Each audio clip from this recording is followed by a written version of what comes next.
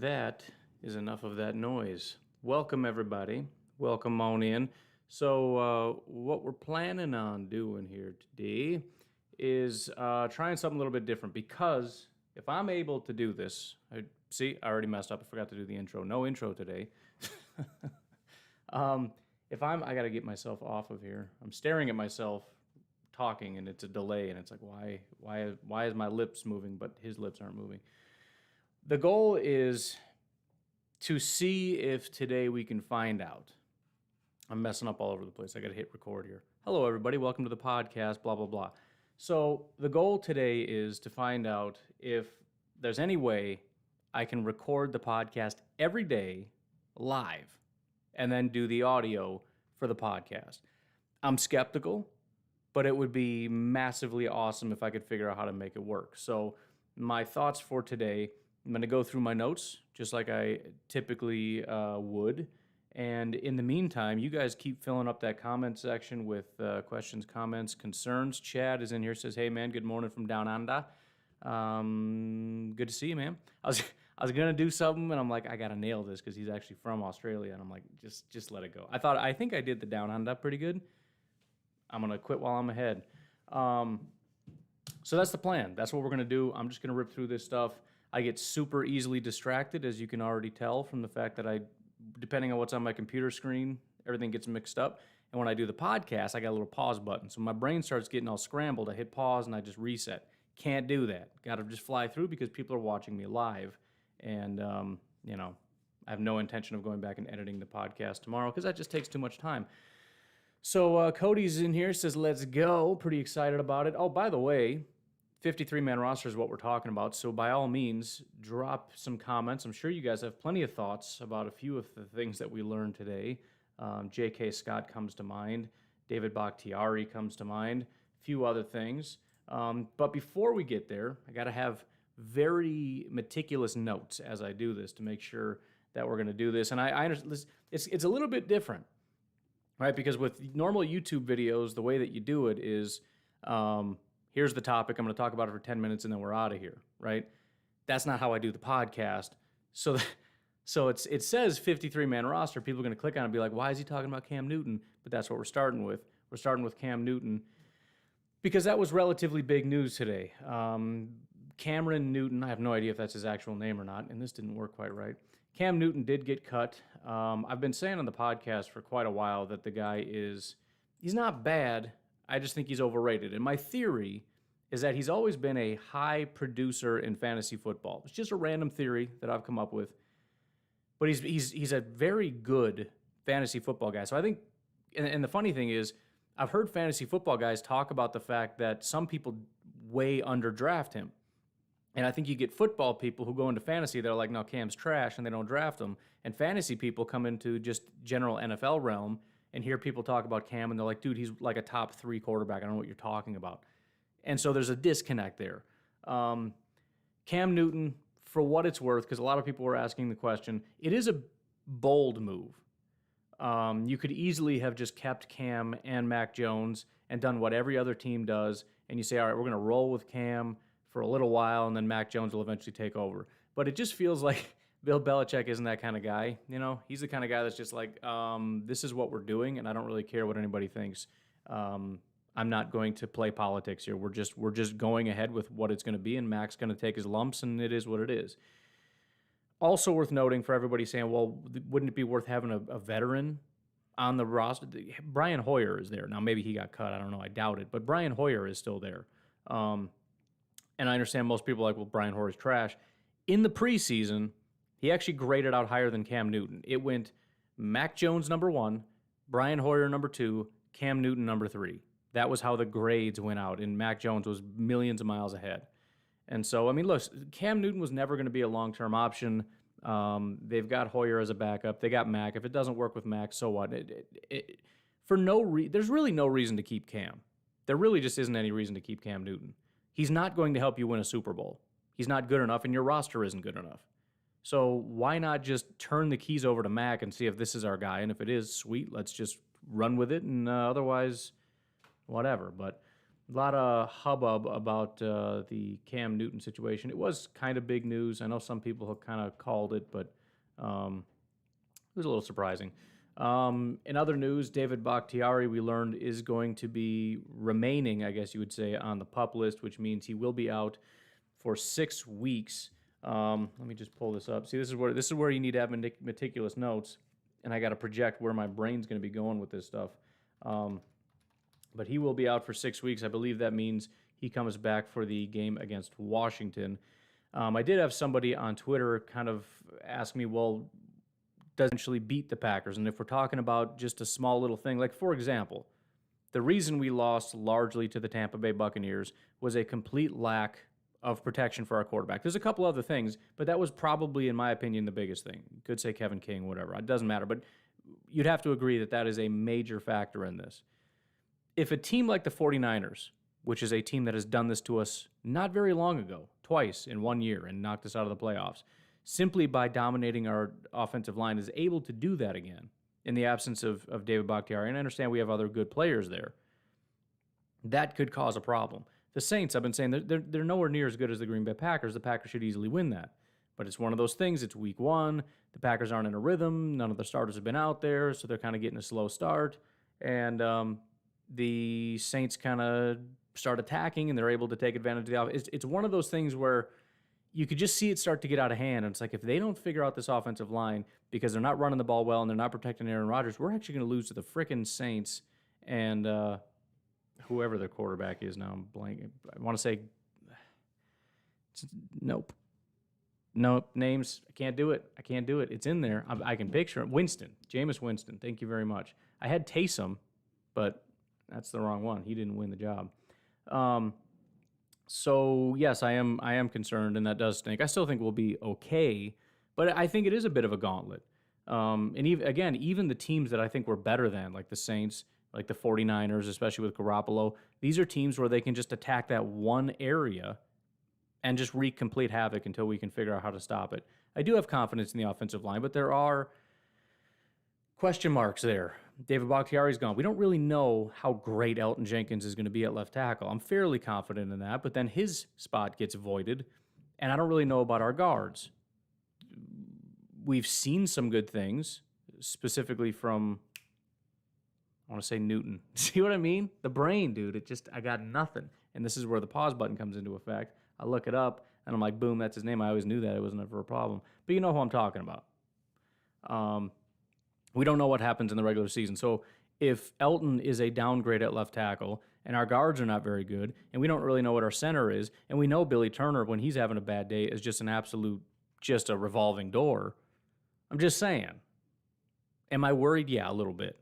So that kind of stinks. And I know week 1 was always a tad over optimistic, but I didn't expect week 7. And that's the earliest he can come back. He may not be back week 7. If he's still feeling a little tightness and he, needs to kind of get back into playing shape and all that kind of stuff.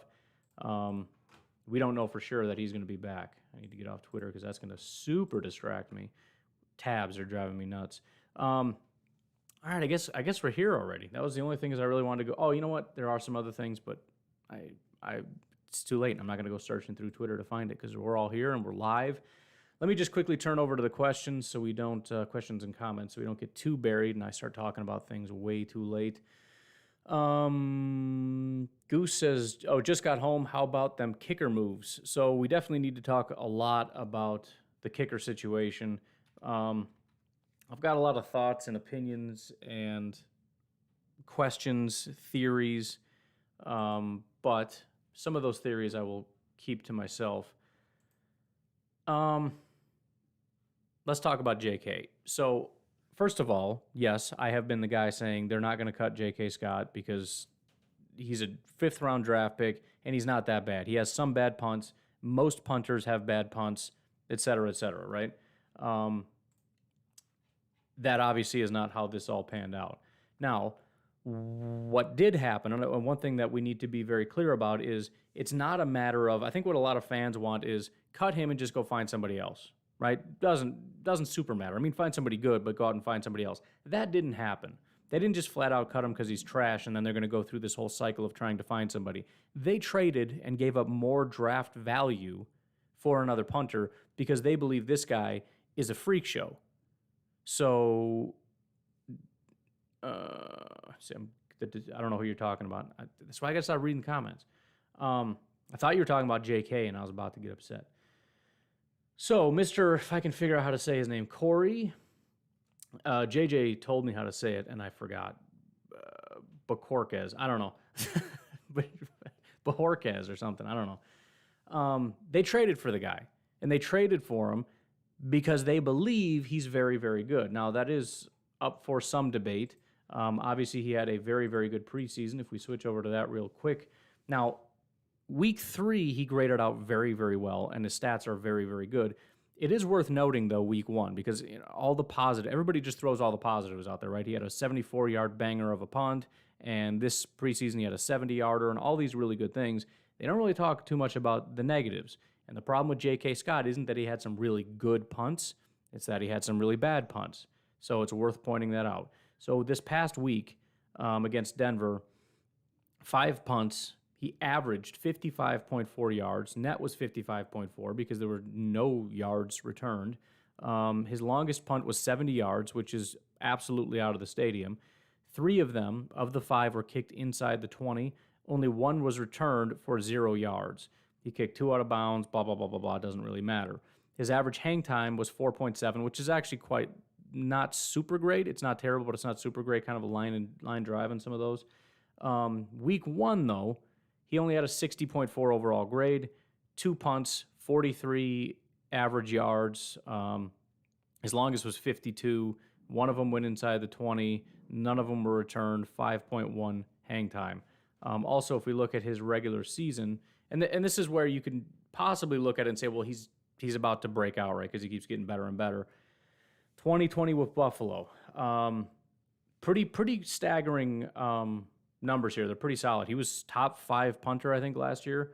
Granted, JK 2 years ago was like a top 3 punter, but whatever. Again, just being honest with what it is. 41 attempts. His average was 50.8 yards, which is pretty staggering. Now, as I've said before, I think punting statistics are stupid because there's no punting statistic that's any good, right? For example, if you're punting from the 50, can you punt 50.8 yards? I mean, you can. It's going to go into the end zone. You're not shooting for 50 yards. You're trying to kick it, 40 yards. So it's not always just kick it as hard as you can. Sometimes you're angling it. Sometimes you're trying to get some air under it. Whatever. Net was 44 yards. His longest was 72 yards. That's the one. He kicked it like legitimately. I saw the video of it. He was standing on the goal line. He was standing on his own goal line, and I think the guy caught it at like the 20, which in my mind is 80 yards, but whatever. However you factor 70 is however you factor 70. 19 inside the 20-yard line. Let's see. His average hang time was 4.45. Again, not super great hang time, but not bad. The problem is prior to that, he's had some pretty bad years. His average yards per attempt, 42 and 45. His longest, 67 and 60. And his hang time has always been, so the year prior to that, 2019, it was 4.54. The year prior to that in 2018, it was 4.26, which is terrible. So the point is, and it's, again, the conspiracy theory that I'll leave to myself is also another option. But the point is, I don't think they cut J.K. Scott because he's trash and are like, let's just go out and find anybody. I think they genuinely think this guy's a special player. And according to L.A., the Rams folks, there was a tough competition between he and Hecker, and the Rams decided to go with Hecker, who was the known commodity. And I kind of wonder if the Packers would have been in on either of them. If they were looking at the Rams and saying, whoever gets let go, we're going after them, and probably called the Rams and said, hey, they would have made an offer on either of them. But the fact that it's this guy means there's a little bit higher risk, but he's also only 24, going on 25 years old. Has no expensive contract because he's still an undrafted free agent.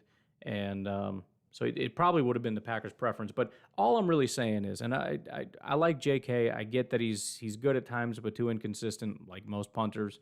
But I am still nervous. There's still a part of me that says I don't want to get excited because I've seen what happens where you get into this punting carousel and the guys just aren't ever panning out and it's just not working out.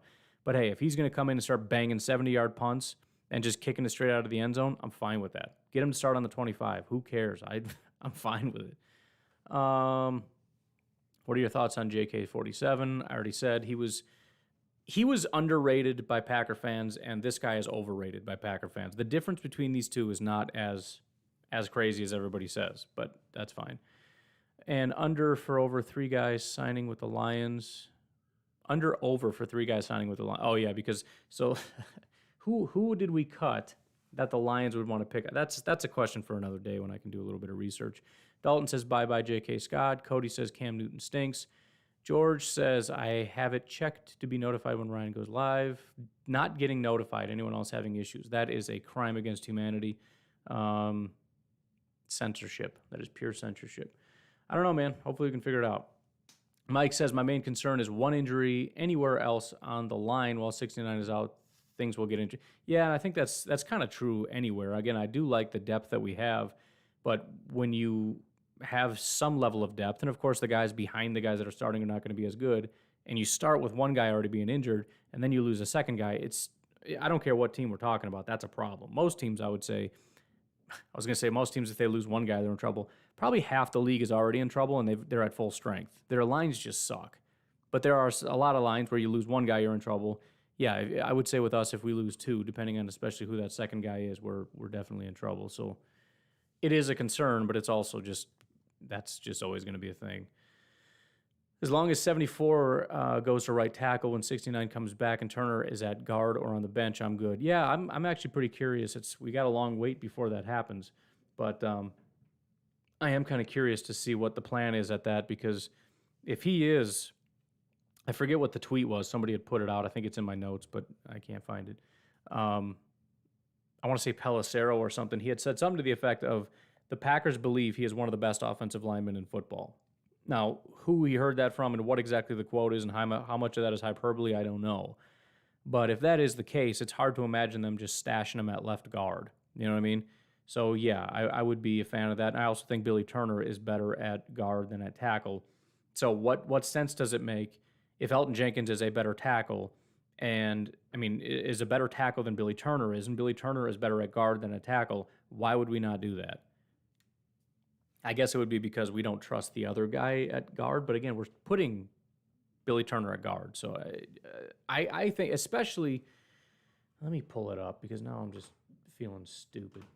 I need to see our guys' names. Well, all right, that didn't work. I think we're going to be fine.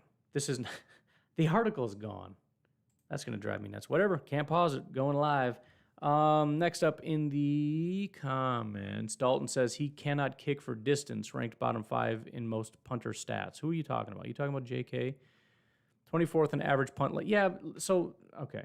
See, you're going to come at JK Scott, and you're just going to drive me nuts. JK Scott, let's look it up. So, yeah, last year wasn't his greatest year ever, just like Corey did not have the greatest year ever. So as far as PFF grades go, and I know anytime you can bring out grades and prove that somebody's wrong, they suddenly don't care about grades. J.K. Scott in 2018, 19, and 20, I think graded out better than our new guy every single one of those years. So it's 64 compared to 53. In 2019, J.K. Scott had a 77. Corey had a 67. In 2020, he had a 78 overall grade. In 2020, Corey had a 69 overall grade. So, okay.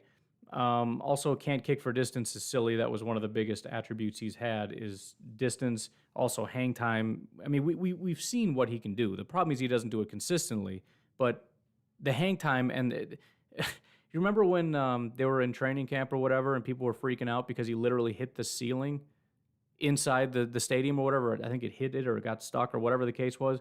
That we were tracking the hang times and the distances, and the numbers were just off the charts. So, he doesn't have a problem with distance. He, again, graded out fine. None of the stats really mean all that much because it depends on the situation. If he's punting closer, so a garbage football team that can't get a lot of first downs is their punter is going to have better statistics in terms of punting yardage because they're always punting from their own 20, 30, 40 where you're just kicking it as hard as you can. But again, he's always graded out as one of the top punters in the NFL. In fact, if we go back and look by position, and I know they cut him, and again, I have another theory that may have kind of pushed him out outside of just inconsistency. We want to go to 2020, and we want to go to the regular season. J.K. Scott ranked 4th in the NFL. He was 4th. So again, the idea that he's just this terrible punter or whatever. By the way, hang time, he was number 1 in the NFL. So, yeah, I mean, listen, if you want a guy like Townsend who is 2nd in yards per attempt but is 4.25 hang time because he's just banging long, line drives, which, by the way, if you just kick it real far and real low, the returns are going to be ridiculous because they're just going to return it. So with JK, you kick it straight up in the air. It gives our guys time to get down there and actually make a tackle. Unfortunately, our guys can't because they're terrible, but that's the theory behind it. So, again, I'm not, J.K. Scott wasn't perfect, but his stats were not a problem. He had some bad punts, but I'm telling you, if you think Corey's going to come in here and is never going to have bad punts, you are setting yourself up for horrific disappointment because everybody has punts that are like, what the heck was that? And that is my biggest concern. I'm excited that he can kick 72 yards once in a while, maybe once or twice a year. That's cool. It's a nice little parlor trick, but I don't know. I'm just kind of concerned. And again, the JK slander is just silly. It's spoiled fan syndrome where we just think that every punt should be good, and if we see a bad punt, then that's a bad player. The problem is, again, we get caught into this carousel where you just get a new one. It's like Chicago and Minnesota when they were trying to find kickers. And they're like, this guy's trash, and they got rid of him. They bring in somebody else, and it's a veteran or not, and they're even worse. Or we draft a guy, and he's terrible, and they cannot find guys that can kick field goals. I just didn't want to get caught into that carousel. That's why I was comfortable with JK and his occasional, oh no, that was a 45-yard punt. Oh, shucks. I don't care. I just want a floor that's high. I just want a high floor. Mike says this offense is going to be scary good. The defense may be worse than last year. Unfortunately, just not enough legit NFL players at critical positions, defensive line and so on. But see, I don't agree with that either. I don't know where. I don't know. See, you guys are going to get me all ranty now. Again, I think the bigger problem is the perspective. Feeling like we need to have more than what we have when we set a standard that nobody can meet. Nobody can ever meet. A good team is basically this mythical thing that doesn't exist. So not enough legit players. So defensive line, we have a lot of legit players. If you're talking about elite players, that's true. But again, who has multiple elite? The Rams don't have multiple elite players. They got one. That's it. They don't even have any edge rushers, but they got one guy there. They don't have any linebackers. They don't have any defensive tackles. They don't have any edge rushers. They got one guy by the name of Aaron Donald, if we're talking about elite. And by the way, Kiki, I think, is a good player. Lancaster's these are good players. They're not elite players. Kenny is the guy that we need to get back to being really, really, really good. Inside linebacker, yeah, that's obviously a problem. Corner, true, we don't have a ton of depth. But I think Chandon Sullivan is a solid football player. He's not elite, but he's decent. And Jair is the number 1 corner in the NFL. So granted, I'd love to have a number 2 that isn't bad. But again, just go through the list of teams in the NFL and try to find who has like a top 5 corner and then another guy that's like top 3 or 5. It's not impossible to find, but it's an unnecessary standard to try to set, right? Either you're the Legion of Boom or you're trash. Yeah, I don't know. And as far as getting worse, I mean, of course they can get worse because you never know who's going to get better, who's going to stay the same, who's going to... And just the scheme in general might be trash. I mean, we don't know. This new defensive coordinator might be a complete bum. But, see, I don't even need notes. I just need comments. But I do think it's reasonable to expect a jump because Kenny Clark, I think, bottomed out. I don't think he could have played any worse. I know Coach Hahn says he's great and all that, but his statistics were putrid. His ability to generate pressure and everything else. Zadarius also, statistically, despite getting a ton of hype because he had a lot of sacks or whatever, really had a down year. And if he can get back closer to what he was in 2019, that would be fantastic. Jair, you could probably expect a little regression, but Kingsley Keke, there's a lot of optimism, not from just random fans, but from, again, Montgomery saying he's going to take a massive leap. And remember, our safeties who were really good didn't come on until the second half of the year. So I think the crowd noise, and I think a lot of guys being hopefully more consistent and having another year, because again, Rashawn came on strong at the end. Kenny came on strong at the end. The safeties came on strong in the end. If they can, if something just kind of clicks and they can take over, I don't see why it wouldn't be better. That is my expectation, is slightly better. But I don't know. I don't really know why it would need to be better. Packers guys signing with the Lions, that is. Yeah, I get it. Are you nervous about Mason this season? Not really. It's not great that he shanked. I mean, just because it's such a mental thing, and I know he went through his issues before with just having a mental issue. Hopefully he's got some tools to kind of get through that, to not get locked up. But it's not great to come out for like one field goal, it's a chip shot, and you miss, and that's all you've had to live with for weeks. No, there's no reason to worry other than he's up in his own head, and I'm hoping that's not the reality. Poor punting can rip the heart out of a team. Good move by the Pack to upgrade. True, if it's an upgrade. Everybody's assuming it's an upgrade because, I don't know, because everybody says he's got leg or he can boot or whatever the stupid saying is everyone says on Twitter. If it's an upgrade, yeah, absolutely great move. We don't know that it is. Nobody has ever even heard of this guy, for the most part, that's watching my stream right now. Hey, 32 viewers, nice. I was looking for concurrent viewers above 30, and I just looked up and we have that. Way to go, guys. I'm just saying I don't know. I would love for special teams in every capacity to get better, and I would absolutely take an upgrade over J.K. Scott. I couldn't care any less. I just know how bad punting can be and how hard it is to find punters that are just consistently good all the time. It's a very rare thing to find. So, yeah, it's important. And if this guy is an upgrade, cool.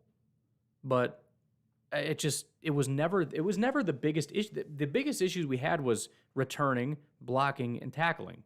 I feel like everybody turned on J.K. Scott the one time he didn't tackle a guy as though that's his job. And that was the moment everybody turned on him. The punting was never really the biggest issue. If people could get down there and tackle, nobody would care. I don't know. I'm confused by the J.K. Scott hate. I really am. I also think a lot of people hated him the second we drafted him because you should never draft a punter. In that moment, everybody just hated him. So there's a lot of reasons people hated him. I don't really understand it.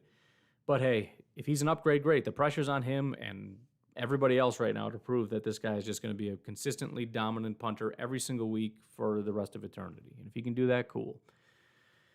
Special teams need to be a positive impact this year. I feel Green Bay hasn't even come close to getting there. And I think that's a bigger part of the equation, too, is I think this is going to be a thing to talk about today. But at the end of the day, our guys still can't tackle well. They can't get off their blocks. They can't block, and they can't return. And so special teams is still going to be a nightmare. And whether or not he's kicking it 60 yards or 65 yards or 70 yards or whatever, how much does that matter? Doesn't to me. I mean, it does. Of course it does. And like I was talking to my buddy Blaine about it. Hey, if he can stand on the 30-yard line and kick it out of the end zone and just force them to start on the 25, that right there is a bonus. Just do it, because I don't trust our guys to be able to do much of anything. So we'll see, man. I mean, it's nothing to really super fight about. It's just a punter. I'm just scared he's going to be horrible. I get that JK wasn't elite. I don't want an elite punter. I want a guy that isn't horrible all the time. And that's not what J.K. Scott was. Goose says I was pretty shocked Braden got cut. I wasn't really. He wasn't on my 53. He was kind of on the line of, if depending on how many we keep, maybe he stays. I don't really have my 53 in front of me, but I know that one did not shock me all that much. You know what? I'm getting a little bit ahead of myself. The comments are rolling in real fast. I think we're going to take a quote-unquote break here. And it's just for the podcast. You don't have to worry about it too much. I'm just going to be quiet and stare at you really awkwardly for a second. But then when we come back, I just want to read through what we did, just so we're all on the same page, because I'm getting ahead of myself with the comments. I'm going to read the guys that we cut, and then we'll get back to the comments, and that's how we're going to finish it. So I'm actually going to kick over to the little intermission thing. It's going to give me, so I can see where the break was. Just don't worry about it. Mind your own business. I'll be back in like literally 5 seconds. If I can find out which one was it. It's this one, right? Nope. Dang it. What is it? Intro. Ha.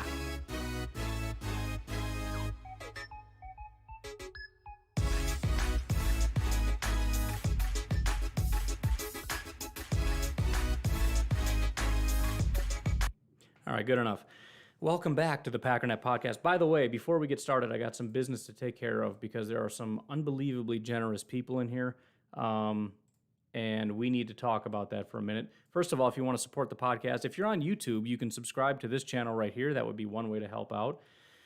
Otherwise, patreon.com/pack_daddy if you'd like to support the podcast over there. But first and foremost, one of the things I've been doing for a while now, any of the new YouTube people on here, by the way, Packernet Podcast, check it out daily, although I guess you don't have to if this is just going to be audio later.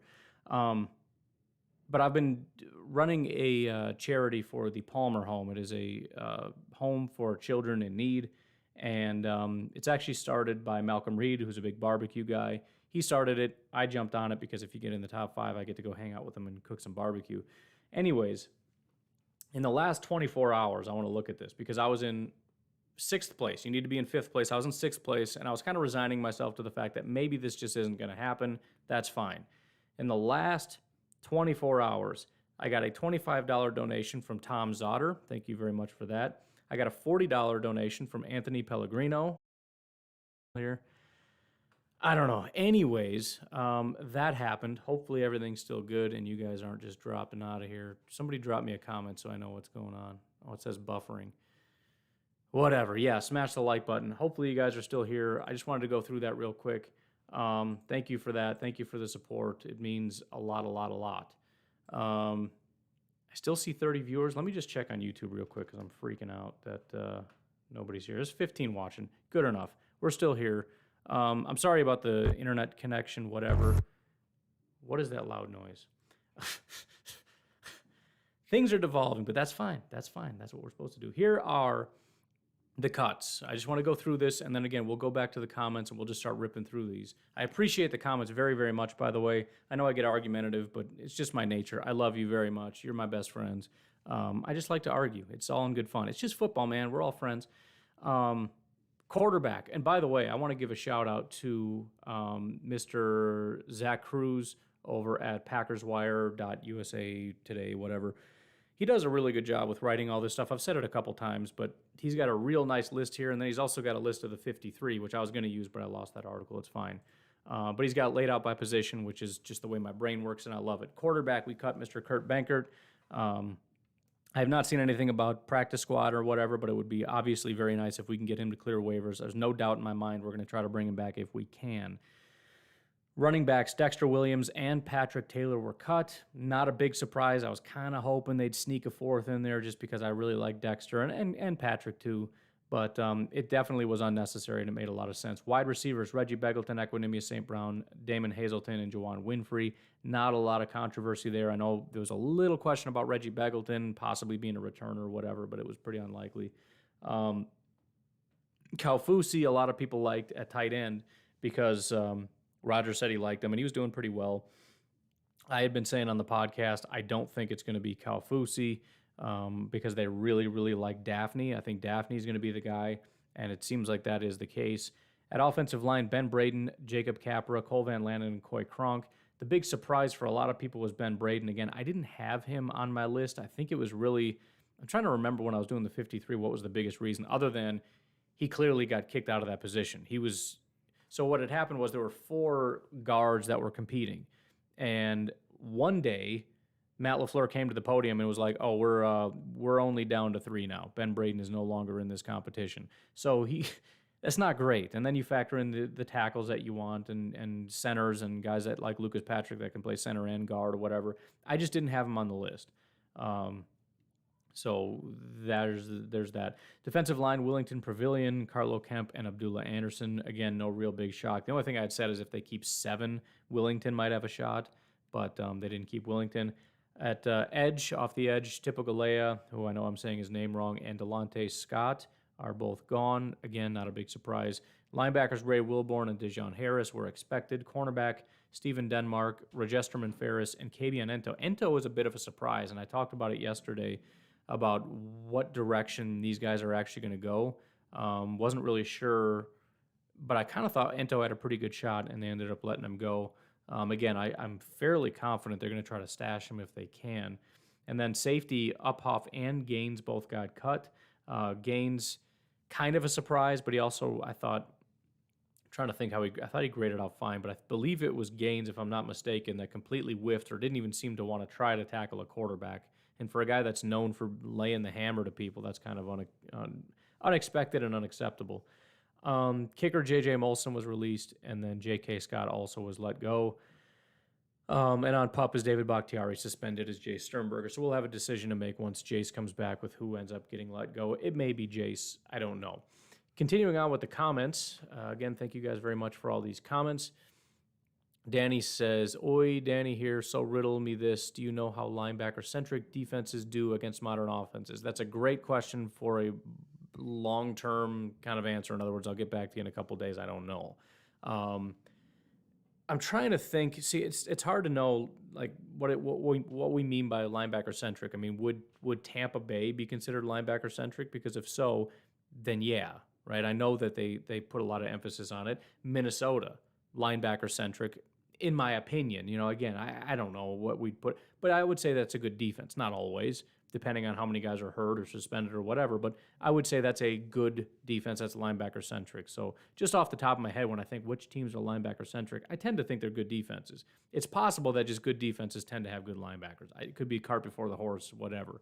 But that's going to go ahead and be my answer. Brett Rogers says, easy, the Lions will sign Equanimous, bringing the brothers together. Ooh, that was an easy one. That was just the low-hanging fruit, and I just let it go. The question earlier was, something to the effect of the Lions signing a bunch of Packers. And yeah, Equanimous' brother was drafted by the Detroit Lions. That would be a good pickup. Dalton says, but like you said, the new guy might be a risk. Rank him among all punters. You want me to rank him among? No. Ben says, did JK not get the COVID shot? All right, since you're going to bring it up, that was my conspiracy theory. I don't want to necessarily talk about JK, but let's just call it what it is. If I had to pick somebody, that would be a guy that probably didn't get the shot. JK would probably be on my list. That's unfair to say. I'm just saying. So JJ with a super chat of $1. Thank you very, very much for that, sir. I appreciate that. That was my thought. I wondered because, I mean, you've got some teams. The Jaguars have come out and said it impacts who we cut. It's possible, again, with J.K. Scott, that the opportunity arose to possibly trade for somebody that they feel is maybe as good and to let go of a guy that could really, really damage the team if he ends up getting COVID and it spreads and we end up having to... hey, Dennis subscribed. Thank you very much for that. I really appreciate that. It's just a theory I'm throwing out there. Now, it's not a fun theory for numerous reasons. Number one, it's really sucky for J.K. Scott. I know it's his decision, but it's his decision. And he ends up losing his job because of it. But it's also sucky because it means that it takes away from the idea that we brought him in specifically because he's a freak. And there is evidence that he's a freak and all that stuff. But if it's sort of we're in panic mode because we need to dump this guy who's not decided to get the shot, now it's kind of like, well, maybe it's just a move that needed to be done because we wanted to get rid of JK. I didn't bring it up. Ben said it. I just ran with it. But it was my thought. I had thought that. If I'm being honest, I'd kind of wondered about that with Funchess as well. Let's see. Brett says, Corey did have a 14-yard punt. JK had a 20. Are we talking minimum, like really short punts? I'm not sure what we're talking. Because it's possible that, well, I don't know. Yeah, I mean, again, guys shank punts. I'm curious, Brett, where you found that. Hit me with the, let me know where you found that. Is there a place that tracks this stuff? Atheist for this cause says, let's hear the rant. I love him. I'm trying. See, that's the bad thing about ranting. Usually when I rant, it's against Bears fans. It's against people in the media. It's about narratives that I don't like or people that just attack me or whatever. But these are, like, I see the names and I'm like, I like that guy. And I'm yelling at him. And there's a part of my brain that's like, dude, shut up. Don't yell. Teammates call him Bojo. Whose teammates? Corey's teammates? You guys got to be real specific with these comments because I'm so lost in the weeds right now. But Bojo is great. Who's Bojo? Roger Davis says, what does the change of holder do for Crosby? Who's the change of holder? Oh, the punter, duh. I was thinking long snapper for some reason. I'm like, no, we kept him. I'm an idiot.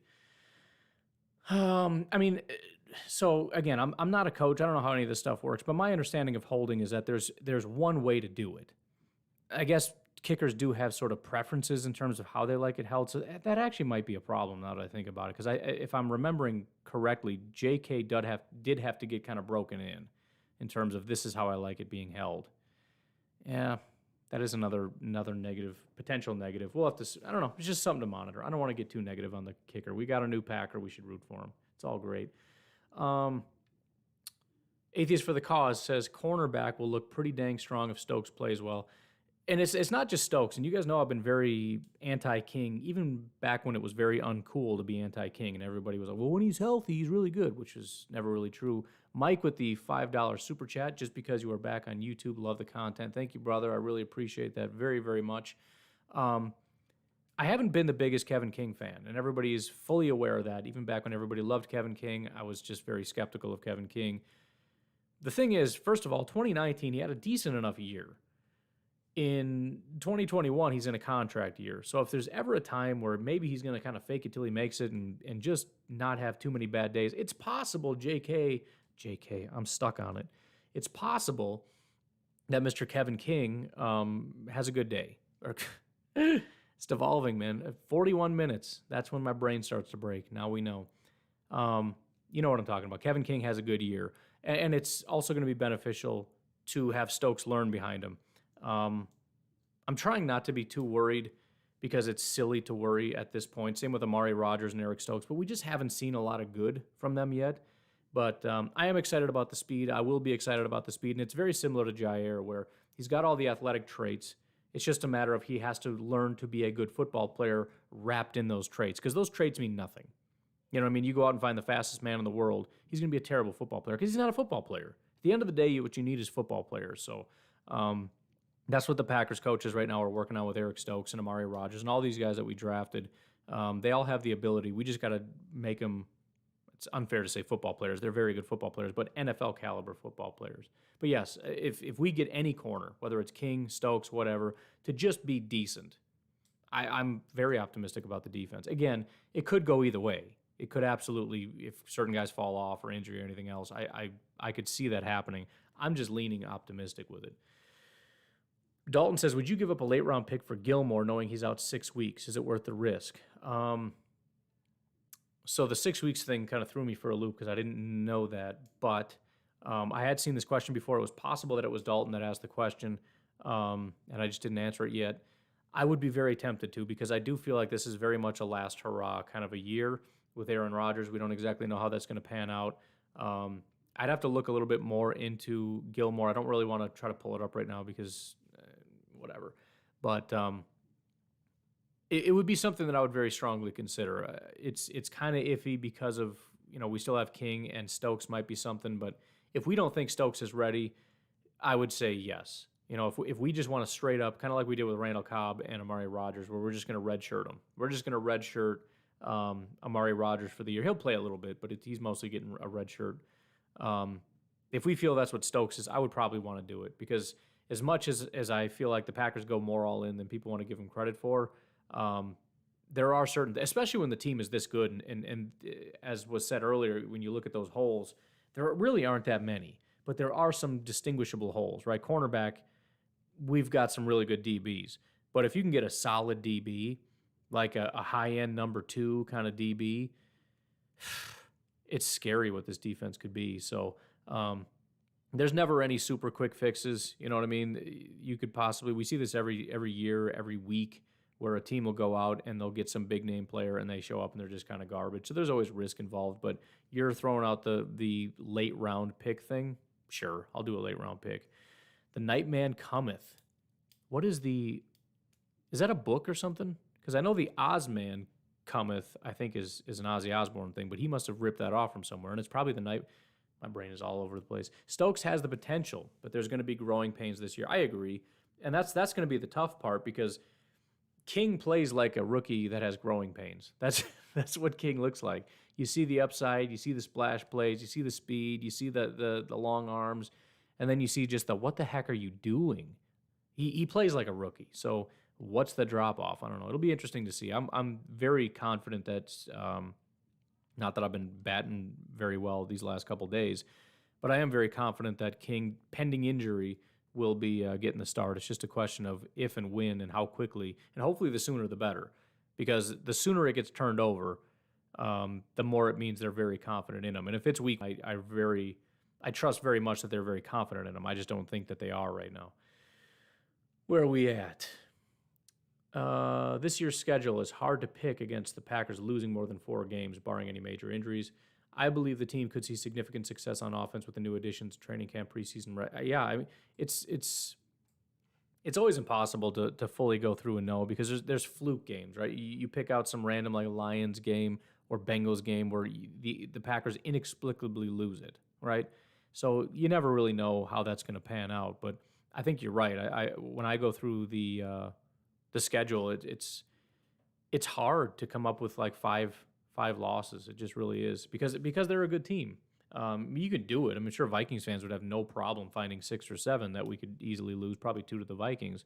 But if you're being realistic, just with the talent on this team, I think it's very difficult to realistically do that.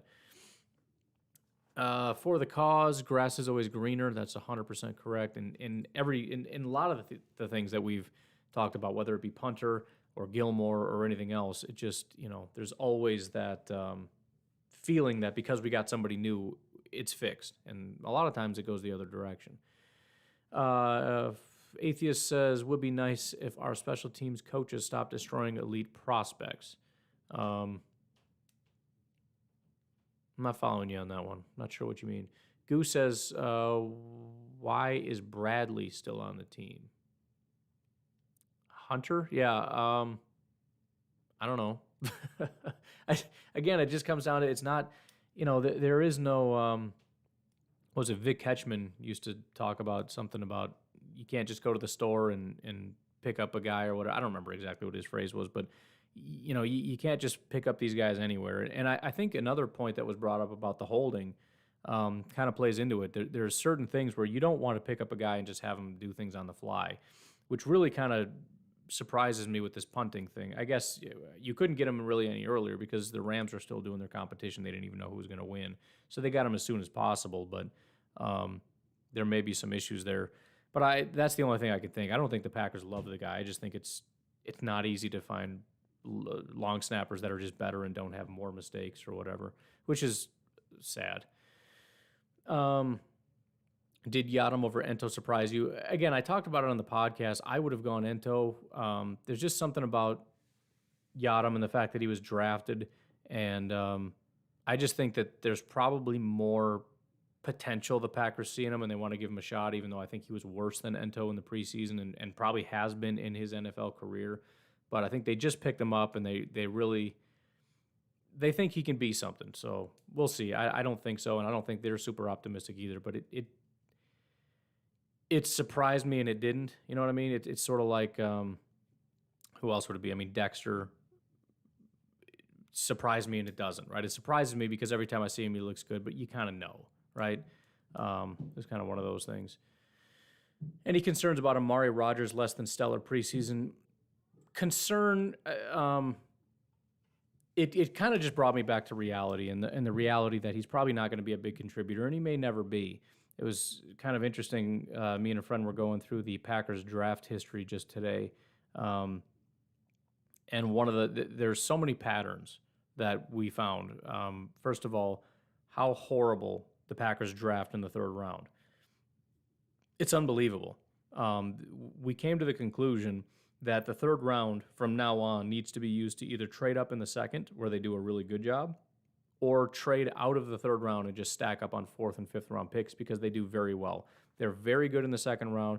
They're very good in the 4th round. They do a pretty good job in the 5th round. They're way better in the 4th and way, way better in the 5th than they are in the 3rd.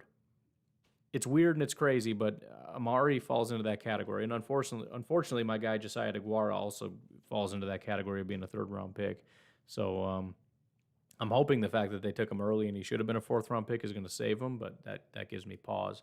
But in all reality, I mean, with Amari, we just got to see. I mean, right now he's just strictly a gadget guy. You kind of dump it off to him, but it's going to be kind of similar to Jordan Love, where it's like, well, you got to give him a year, but it's probably going to be more than a year, maybe, because how much time is he actually going to get with Randall Cobb there and whatnot?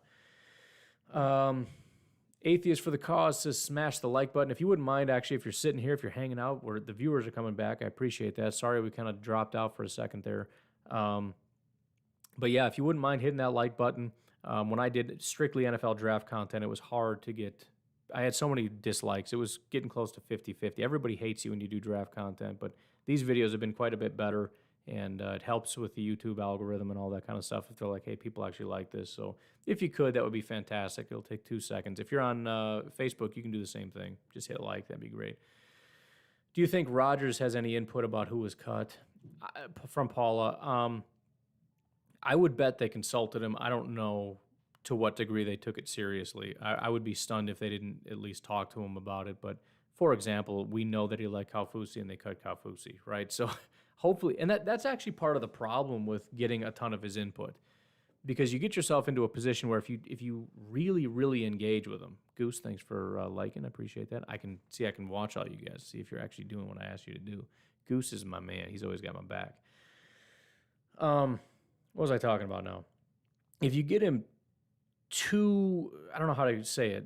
If you take it too seriously, you put yourself in a real tough position where you have to do either whatever he says, or you go directly against him, and that's very offensive, right? If it's just kind of a casual meeting, like, just throw all this stuff out there so we can kind of throw it in there. We're just kind of telling you where we're leaning towards things and why, and then, have a great day. It doesn't put a lot of pressure on you to just do whatever he says. But if it's like, hey, come on in here, man, we're kind of stuck. We want to know exactly how you feel. Tell us everything. We want to know about your feelings and your emotions and your relationships, and we'll hold hands and hug afterward. It's getting a little weird, but you get the point.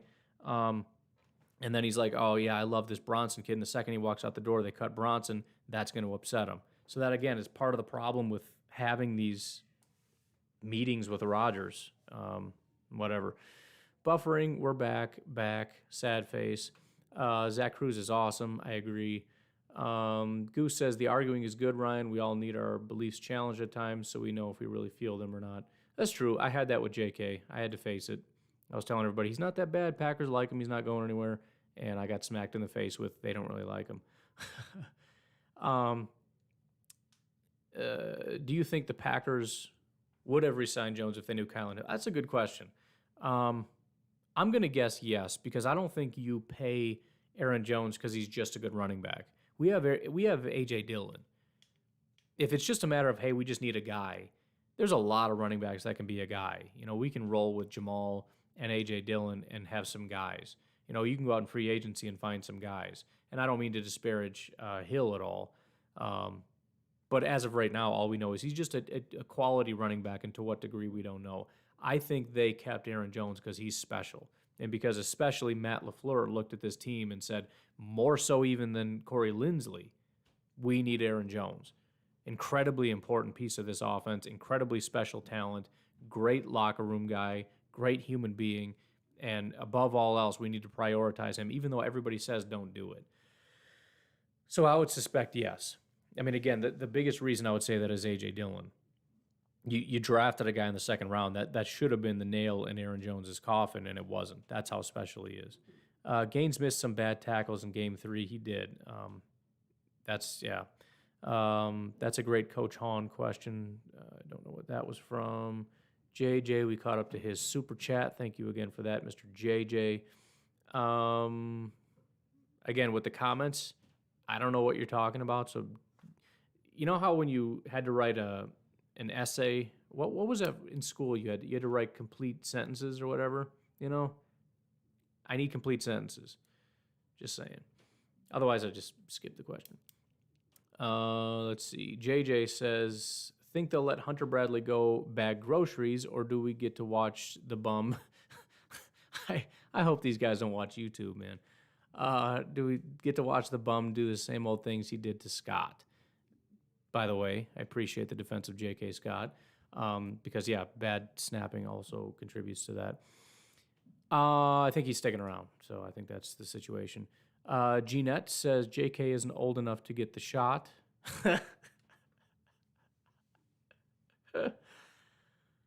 Well done. Just coming out of Jeanette, welcome, by the way. Have not seen you in here before. Just sneaks in, drops that bomb, and just walks out. Wow. That's good, man. We got to clip that one. Somebody clip that for me. For a half a second, I was like, what? I had to actually think about it because I'm an idiot. He is, in fact, old enough to get the shot. That was funny. Atheist for the Cause says it is against the rules to cut a guy for not getting the vaccine, but you can never actually prove. It's exactly, and that's exactly the point, right? I mean, same with like when you do job interviews, you technically can't not hire somebody for something, but you're never going to say that's why, right? And apparently, the Jaguars apparently are telling people that that's what they did, or that it influenced their decision. I don't know exactly where you draw the line, but there was never any doubt. Let's just put it that way. There was never any doubt by anybody that that was going to influence some of the people's decisions. Katie says, hi, Ryan. Hi, Katie. Tyler Trump says, I am just happy to have football back. Win or lose, it's going to be a good season. I can't stay for long, but excited for tomorrow's podcast. Good work. Thank you, Tyler. I appreciate that. Tell your dad I said hi. See, I don't do jokes as good as Jeanette does. Goose says, I think it's fair for a team to protect themselves when it comes to those not vaccinated. Whatever their feelings or choice by the rules of the NFL could ruin the... And that's kind of the situation that... I don't want to say that the Packers are malicious or mean or vindictive or like, you didn't get the shot, you're a horrible person, you're out of here. The way that the rules are structured, you would definitely feel compelled to cut anybody that didn't get the shot, right? It's not like the Packers made the rules, although they probably influenced it to some degree. But the point is, the way the rules are structured, I don't know that I wouldn't do the same thing. We're talking about possibly having to forfeit a game. I'm sorry, but you're all getting cut. I can't risk that. I mean, think about the extent to which they go to protect players just from injury, and that's just from losing one guy for a couple games. We're talking about the entire game is just an automatic L. You don't get very much. I mean, if this is baseball, fine, we'll take an L because of a COVID outbreak. You can't do that in the NFL. You lose one game, that's very serious. And again, this is just a conspiracy theory. I'm just answering questions now. Mike, we got to your super chat. Thanks again. Katie says, geez, JJ, be nice. He was a little harsh. Atheist for the Cause says, J.K. Scott was dealing with a personal matter as of late November last year. I wonder if that carried into it. It could be. JJ says his personal matter was the birth of his child. Oh, yeah, that's true. He did have a birth of his child. We're all answering each other's questions. This is fantastic. Thank you for the great community. I'm not going to do predictions for the practice squad. I would say just a lot of those guys that got cut are going to be back. We could say Kurt Benkert. All right, I'll do it. I was going to say no because I thought it would take me more time, but Kurt Benkert, one of the running backs, I'm going to guess Patrick Taylor just because I feel like Dexter was never the Packers guy. Reggie Begelton makes a ton of sense. Jordan Love had a ton of good chemistry with him, and I think he's kind of next on the line. Juwan Winfrey is also very liked, and maybe it'll be both. I don't know. I think Equinemius is gone. Hazelton, I don't think necessarily. Kaufusi, 100%. They're going to try to retain if for no other reason than keeping Rogers happy. Offensive line, I don't know. Ben Braden getting cut almost kind of feels like a final hammer, but maybe they do think he'll be a good practice squad guy. Otherwise, I don't know. It'd be nice if Cole Van Lannon did because he's a local guy. Pavilion, I think, is a prime candidate. He's a pretty good football player, just not quite where you need him. If I had to pick one edge rusher, I would say Delonte Scott. Linebackers, I mean, you'd like to have at least one. I don't really have a horse in that race, though, between Dejon Harris and Ray Wilborn. Harris did have a pretty good day, but that's all. He had like one good PFF grade is all I remember. Ento would be fantastic, and Uphoff and Gaines both, I feel like, would be candidates. So that's just kind of off the top of my head, I guess. I don't really know. Hi, Ryan, again from Katie, this time on Facebook, I think, unless I'm just reading comments. Nope, once on YouTube, once on Facebook. That's kind of funny. Atheist for the Cause says we need to stockpile draft picks. It's very possible we could need to draft a punter, kicker, and long snapper next year. I don't know, man. All I know is if we draft a punter, kicker, and or a long snapper, they're going to be hated very much by the Packer fans because you're not supposed to do that. Katie says, any predictions? I just read that. What's happening? Oh, you're putting both your questions in both spots. Garrett says Adams didn't make a huge impact for a few years. I believe Amari can. Yeah, I mean, so I generally don't like that argument because Adams is the exception. You can't prove that a guy who's bad is going to become good because Adams did, right? That doesn't really make sense. But it does show that some people do take time. Most people, in fact, take at least into their second year. But it's not just Devontae. I mean, Devontae was not great for a while and then became elite. Jair, I think, you always saw the promise, but you never really knew for sure. So, yeah, I mean, even Kenny Clark in his second year kind of was significantly better than in his first year. So, yeah, I mean, when asked if I was worried about Amari, we just haven't seen anything that gives you a lot of confidence yet. But that doesn't really mean anything. Thoughts on where we will end up playing the Saints? I don't know. I thought it was going to be in New Orleans. I said that on the podcast, and that apparently is wrong. And then the next thought was Dallas, and apparently that's not going to happen, although I don't really know because the person that said that I think got their information wrong, so I don't know. I know a lot of people are lobbying to go to London. I don't think we can make that happen in time, but it would make a lot of sense. The Packers said they would never give up a home game. This is not a home game, and the Saints can't play at home this year. It would make a lot of sense. I just think logistically it's going to be impossible, but it would be kind of cool, at least for the Packer fans out there. Your boy McDuffie made it. Good call. I'm excited about him. I like him. I hope he can keep climbing. And again, I don't necessarily think, I know they love Chris Barnes, but I don't necessarily think we have anybody that's impossible to overtake if he can continue to step up. JJ says, put on your GM hat. Who's one player who got cut today from the Packers you would have kept for the good of the team, not because they gave you warm and fuzzies? Well, I like to GM with my warm and fuzzies. Ento comes to mind in terms of cornerback depth and whatnot. I just don't like Yadam. I would rather have Ento, but we're talking backups. Who else? I mean, if we're talking good of the team, most of these guys would not have really played at all. Maybe Pavilion just because you rotate out your big boys. Yeah, I don't have much. I mean, Beggleton, I guess, on special teams would be about the only... And actually, I think some of these other guys, Uphoff and his gains, I don't exactly remember how they did with special teams, but they could at least contribute there. But I'm not super upset about any of these guys outside of J.K. Scott, obviously, but I'll get over it if this guy can play. But go to the team, we'll be all right. Atheist for the Cause says, I got an NFL Network notification today saying Kamal Martin was cut. Wow. Well, they are on the ball, aren't they? Goose says, I think Amari can make the biggest impact in a situation like the pony package. Yeah, so he's a cool little piece, and that's actually the fun thing about him. It actually reminds me a lot of Rashawn Gary, now that we're talking about it. Thank you, Goose, for making me think of this. So when we first got Rashawn Gary, he's a versatile tool, right? And you can use him in a lot of different ways because he's so diverse. He's a big dude, but he's also unbelievably athletic. But what the Packers did is they said, let's just focus on one thing and make him really, really good at that one thing, and we'll just hammer that. And for him, it was being a stand-up outside linebacker. And then we'll try to expand into putting your hand in the dirt, playing some defensive tackle, whatever. I think with Amari, we have the luxury of that with the wide receivers that we have.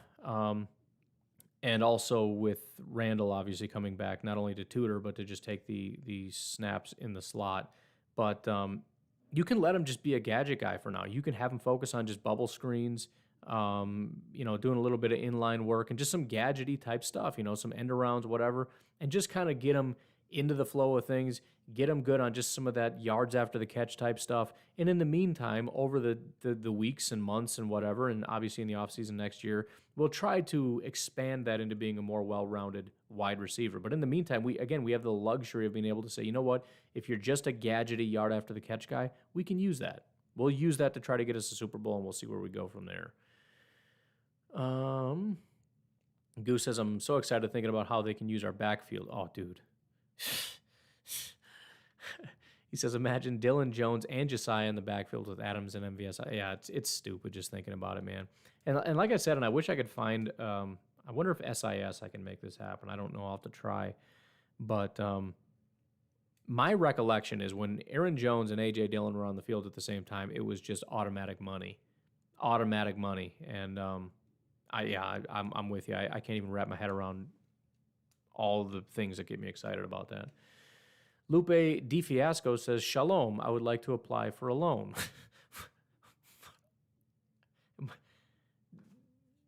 I don't have a yarmulke, if that's what we're... These are headphones here. But is it the... What? I love this chat, man. This is the best way to do I hope the actual podcast in your car doesn't sound stupid, but that is a comment I got from Lupe Di Fiasco. He said, Shalom, I would like to apply for a loan. Okay. Well, we'll see what I can do. Andy Monday in the house says, have you talked about Heflin? I have not. Congratulations to Heflin, who has just balled out.